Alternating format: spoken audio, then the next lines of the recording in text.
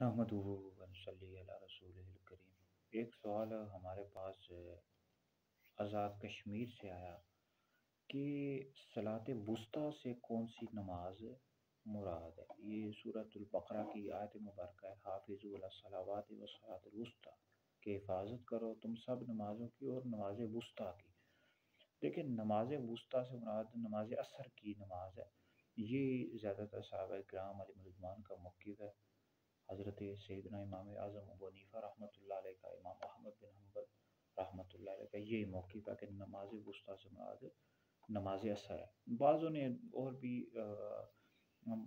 دیگر علماء کا کس کا موقف بھی ہے کہ اس سے مراد نماز فجر ہے، بعضوں نے نماز ظہر، لیکن جو صحیح موقف ہے وہ نماز عصر کا ہے۔ اس حوالے سے بخاری اور مسلم میں حدیث موجود ہے۔ حضرت مولا علی پاک رضی اللہ تعالیٰ عنہ فرماتے ہیں کہ نبی پاک علیہ السلام غزوہ خندق کے روز فرما رہے تھے کہ کافروں نے ہمیں نماز وسطیٰ یعنی نماز عصر پڑھنے سے روکا ہے، تو اللہ تعالیٰ ان کے گھروں اور قبروں میں آگ بھرے۔ تو نماز وسطیٰ سے مراد صلاۃ وسطیٰ سے مراد نماز عصر ہے۔